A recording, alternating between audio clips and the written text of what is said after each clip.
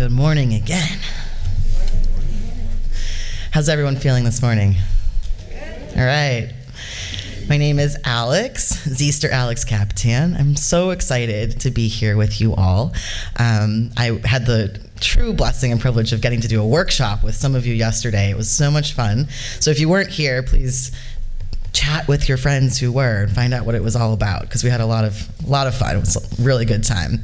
I'm here from Massachusetts, and I'm really excited that Reverend Lois and the rest of UUCE invited me to come spend some time with you all and tell you some more stories this morning. You want another one? Excellent. This one comes from one of my spiritual mentors, the great and fabulous Kate Bornstein. And it is her version, a queer and transgender version of the story of Adam and Eve. You ready? You're not ready. It's good. Once upon a time, God was bored. God needed a project. So God created a world, and God created Lilith, but she was a little too much to handle, so God sent her on her way and created Adam and Eve. And God made them a garden and told them, everything you need is here. Go anywhere you please, do anything you want, be happy and fulfilled. Oh, there's just one little thing, God said. All I ask is that you not eat the pretty looking apples on that gnarly little tree over there, okay? Well, before you know it, a serpent showed up and seduced Eve into eating an apple, and Eve in turn convinced Adam to take a bite, and as the story goes, they were instantly aware of their nakedness and were ashamed. God realized what had happened and came to see them. But God wasn't mad. God was profoundly sad. And I'll tell you why. The reason God had wanted Eve and Adam to not eat from that tree was because it was the tree of good and evil. As soon as they ate from it, they became aware of the binary of good and evil, and they were seduced by it. Once they were stuck on the idea that good and evil is a binary, all nuance was destroyed. All things had to be either good or evil, with no overlap, no other options, no complexity. This, according to Kate Bornstein, was our fall from grace. Our fall was believing that good and evil is a binary, that good and evil are fundamental opposites. Before this fall from grace, Eve and Adam were open-hearted, curious, joy-filled, exploring the world and marveling at its complexity and beauty. After the fall, they were fearful, shame-filled, closed-hearted. The world lost its vibrancy and color. Because of our fall from grace, because we got seduced by the binary of good and evil, we humans came to believe that everything can be categorized as good and evil, right or wrong. And ultimately, at the heart of our infatuation with good and evil, we came to believe that this system can be used to know what and who is safe and unsafe. And so we set out to categorize everything into these either-or binary systems. Light and dark, warm and cold, day and night, life and death. And then we tied all of these mutually exclusive sets of opposites back to that big one, good and evil. We decided that light is good, right, safe, and dark is evil, wrong, unsafe. Warm is good, right, safe, and cold is evil, wrong, unsafe. But we didn't stop there. We were so stuck on the idea that binary opposites help us determine what is safe and what is not that we started dividing humanity into binaries too. Civilized and uncivilized, Christian and heathen, rich and poor, white and black, able and disabled, male and female, straight and gay. In each case, and these are just a few, one so-called opposite is considered good and right and safe and normal, and the other is considered wrong, evil, unsafe, even subhuman. Now, hopefully here in this room, we can emphatically agree that there is nothing wrong, evil, or subhuman about being non-Christian, or poor, or black, or disabled, or female, or gay. But there are forces at play, forces that carry immense power, that promote the idea that in fact these ways of being are fundamentally lesser than, that they are not normal. What I want to pose to you today is that our purpose as a spiritual community is to work together to defeat these forces. Forces that destroy, our purpose is to destroy oppression and violence and injustice, to heal ourselves and each other from the effects of these binaries, to transform ourselves, our communities, and our world. What do you think? You on board? You sure? Awesome. So, how can we do this? Well, the first thing we need to do is destroy the lie that all people can be divided into either or binaries, all right? Rich and poor, white and black, able and disabled, male and female, straight and gay, etc., etc., etc. The story we are sold is that all people fit into one box or the other. Each one of these is a question in an online survey, and we all are forced to check one and only one box.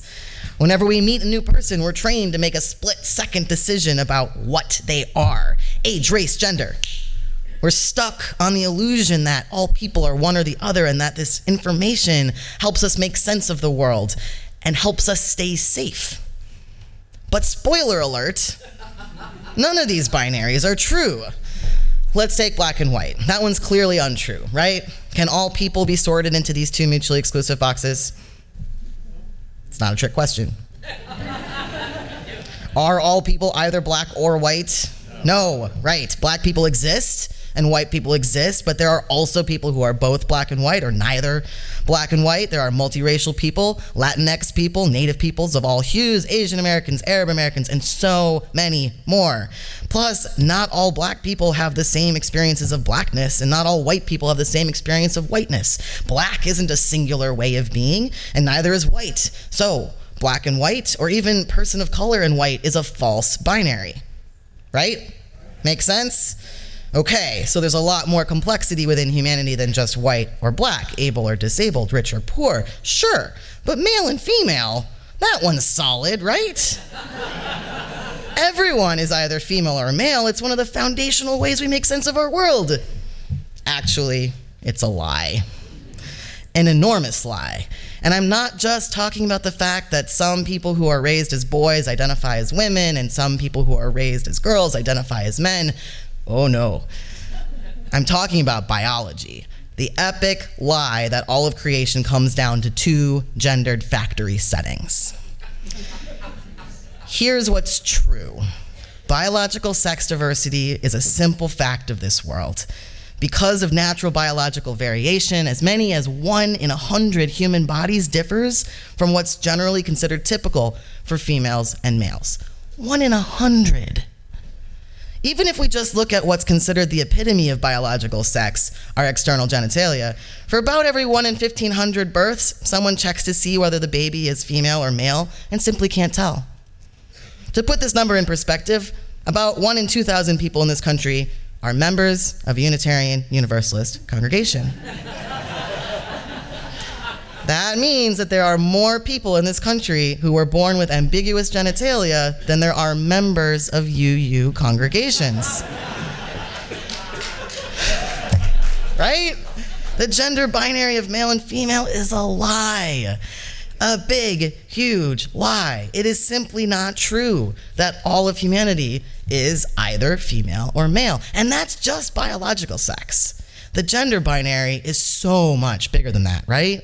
The gender binary tells us that not only do all people come in two separate and distinct biological models, but that all people with model M factory settings identify as men, are masculine in every facet of their behavior and expression, and are attracted to women.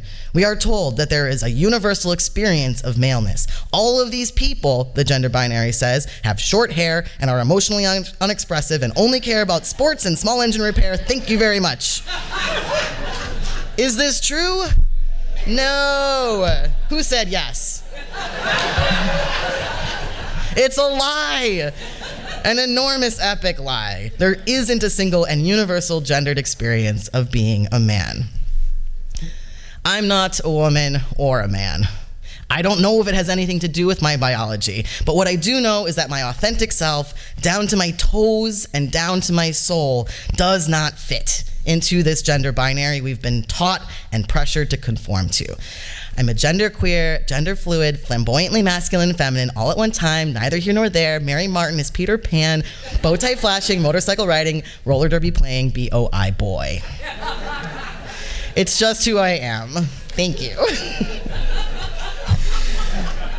But in order to be myself, I had to reject the lie that said there are only two ways of being in this world. In order for me to survive and thrive, I need other people to be willing to unlearn the lie that everyone is either or, and affirm that I and thousands of other people like me exist. Are you willing to do that? Yeah. Okay. That's good. Because I believe that the first way that we can live into our purpose as a spiritual community and work to create a world free from oppression and violence is to unlearn the lies that keep us from being in touch with the full complexity and diversity of our world, of each other, and of our own selves. Sound good? All right, great. So the next thing we need to do is destroy the binary of us and them. The primary way, it's ready. The primary way religion has been seduced by the binary of good and evil is setting up a binary between us, those of us with certain beliefs, those of us in this room rather than the one across town, and them, those who have different beliefs, gather in a different building, and so on. The practice of transforming our understanding of us and them is actually exactly what the Welcoming Congregation program is all about. Has everyone heard of the Welcoming Congregation program? It's a program that UU congregations can go through to intentionally increase their welcome and inclusion of lesbian, gay, bisexual, transgender, and queer people. Was anyone around when UUCE first went through the program here? Yes! Awesome. It was a while ago, right? Y'all were one of the first, I want to say, which is really exciting and wonderful. When congregations first go through that program, they often focus on those people out there. Yeah? They talk about welcome as if it's something we need to do for them. But being a welcoming congregation isn't about them. It's about us.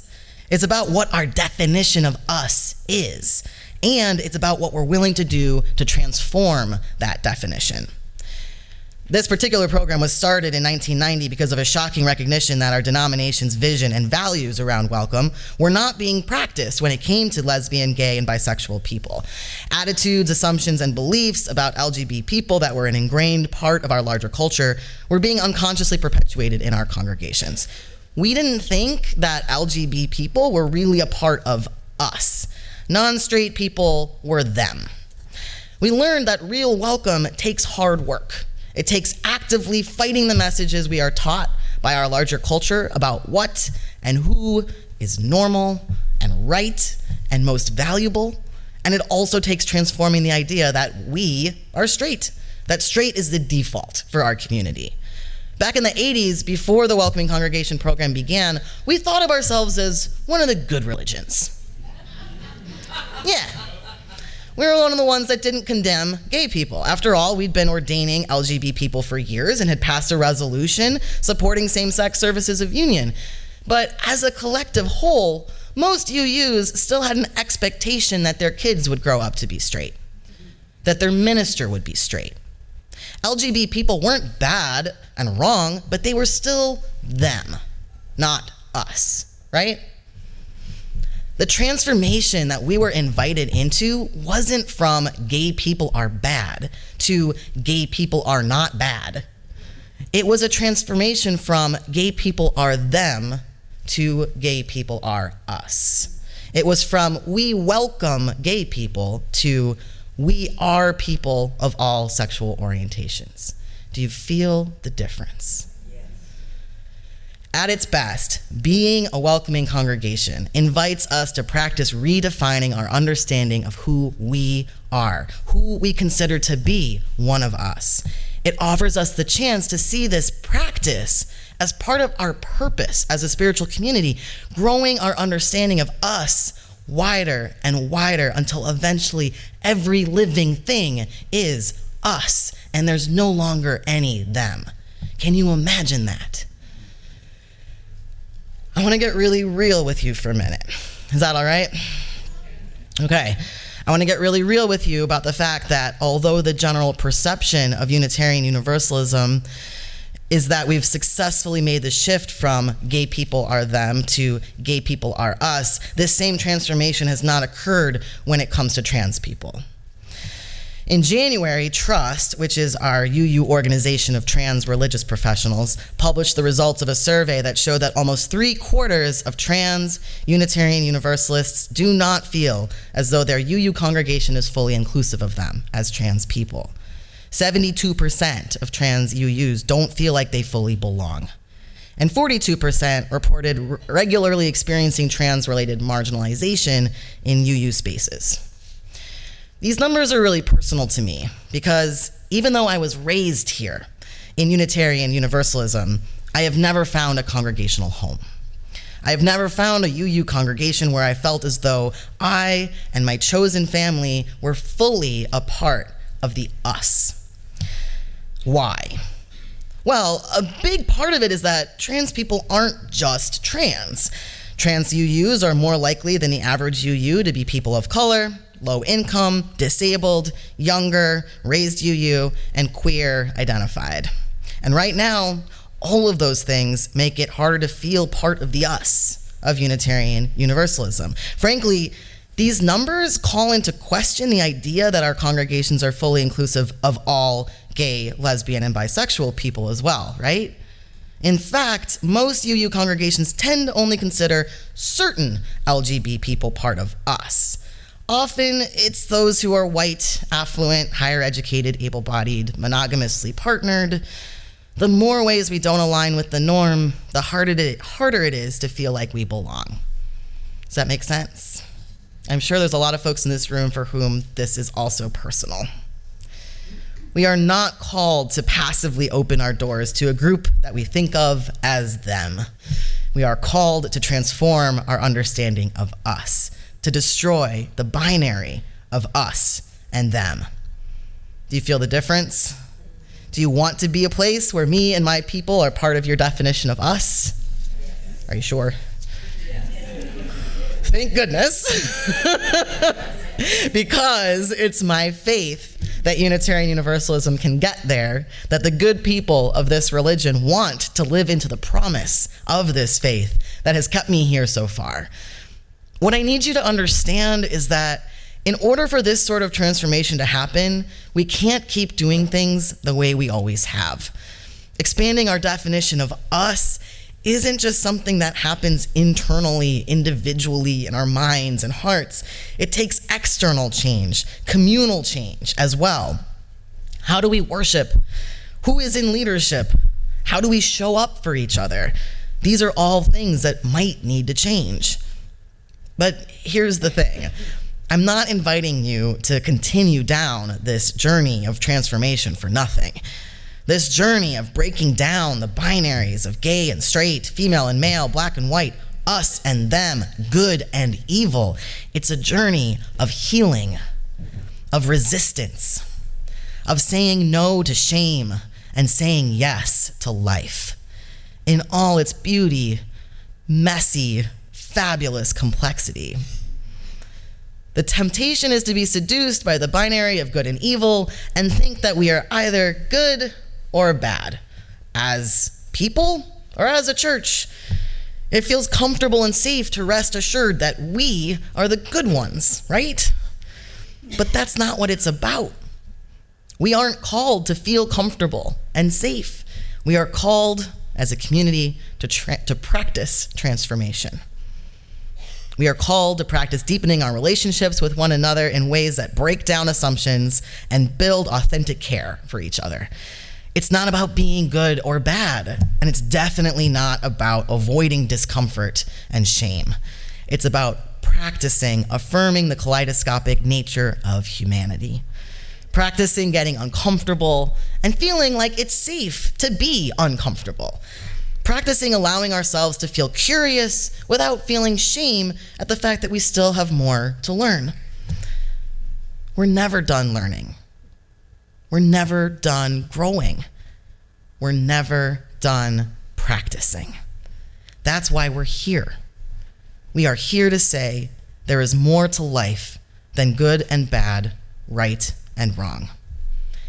My charge to you all is to resist the seduction of binary ways of thinking, question the definition of us, and welcome challenges to your understanding of who we are here, who belongs, what leadership is supposed to look like, what's normal here at UUCE.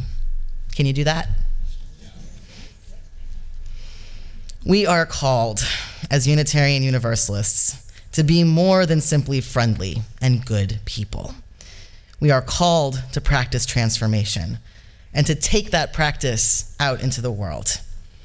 So, thank you for joining me in this practice, because it is truly one of the most holy, life-changing, and world-changing things that we can do together.